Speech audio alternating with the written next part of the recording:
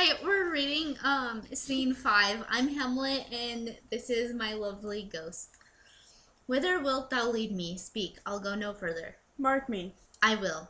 My hour is almost come, when I to sulphurous and tormenting flames must render up myself. Alas, poor ghost. Pity me not, but lend thy serious hearing to what I shall unfold. Speak, I am bound to hear. So art thou to revenge, when thou shalt hear. What? I am thy father's spirit, doomed for a certain term to walk the night, and for the day confined to fasts and fires, till the sole crimes done in my ways of nature are burnt and purged away. But that I am forbid to tell the secrets of my prison house, I could a tale unfold whose lightest sword would harrow up thy soul, freeze thy young blood, make thy two eyes like stars start from their spheres, thy knotted and combined locks to part, and each particular hair to stand and end, like quills upon the fretful porpentine. But this eternal blaze must not be. To ears of flesh and blood, list, O list, if thou didst ever thy dear father love. Oh God! Revenge his foul and most unnatural murder. Murder? Murder most foul, but as in the best it is, but this most foul, strange, and unnatural. Haste me to know that I, with wings as swift as meditation or the thoughts of love, may sweep to my revenge. I find thee apt, and duller shouldst thou be than the fat weed that roosts itself in ease on Leith wharf. Wouldst thou not stir in this now, Hamlet, here? 'Tis given out that sleeping in my orchard, a serpent stung me. So the whole ear of Denmark is by a forged process of my death, rankly abused. But now, thou noble youth, the serpent that did sting thy father's life now wears his crown. Oh, my prophetic soul. My uncle.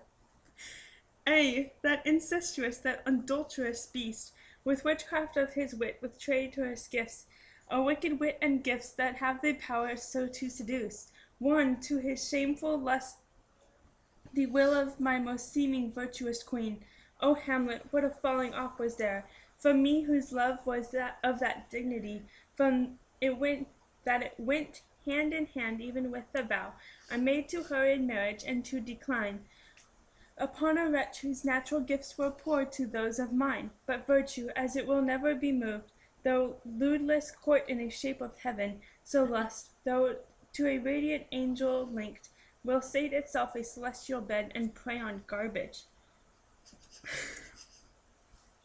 But soft, methinks I scent the morning air, brief let me be, sleeping within my orchard, my custom always of the afternoon. Upon my secure hour thy uncle stole, with juice of cursed Hibona in a vial, and in the porches of my ears did pour the leprous distilment, whose effect holds such an enmity with blood of man, that swift as quicksilver it courses through the natural gates and alleys of the body, and with a sudden vigor it doth posset and curd, like eagle droppings into milk, the thin and wholesome blood. So did it mine, and a most instant tetra barked amount, most laser like with bile and volt, most encrust all my smooth body.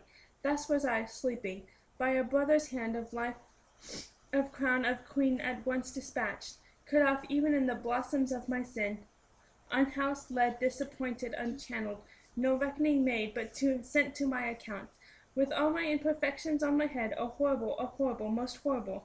If thou hast nature in thee, hear it not. Let not the royal bed of Denmark be a coach for luxury and damned incest. But, howsoever thou pursuest this act, take not thy mind, nor let thy soul contrive against thy mother aught. Leave her to heaven, and to those thorns that in her bosom lodge, to prick and sting her. Fare thee well at once.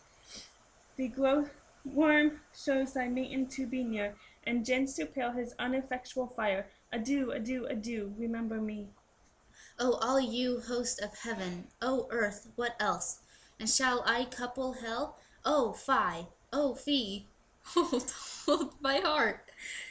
And you, my sinews, grow not instant old, but beat me stiffly up. Remember thee, thou poor ghost, whilst memory holds a seat in this distracted globe. Remember thee.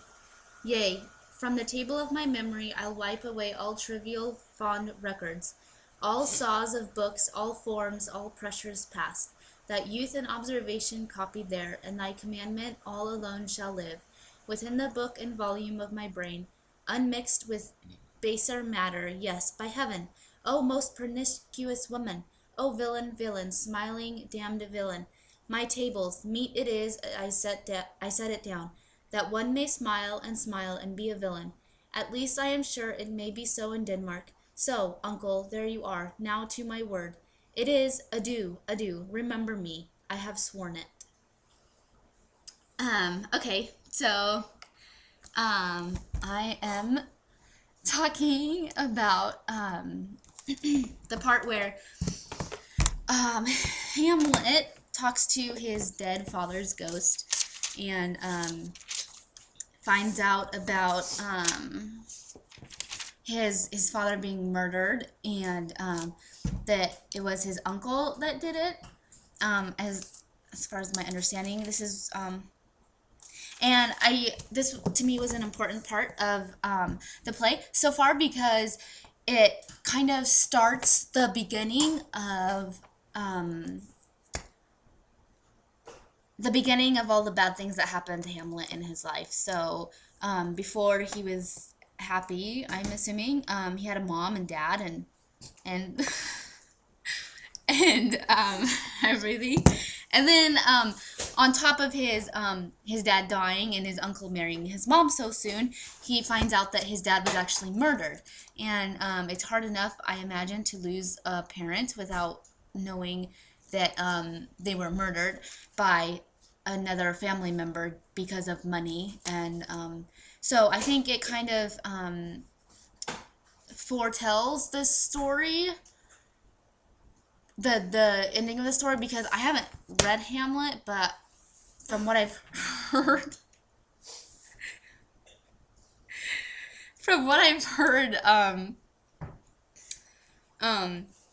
Hamlet, I think, kills himself, and then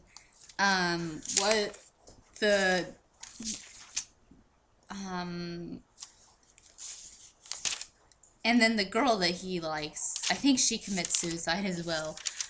So I think that just the ghost coming in and telling Hamlet about murder and everything, I think it kind of sets up the reader for more tragic things to happen at the end. So anyways, yeah, that's my video, and thanks for watching, and sorry for all of the laughing.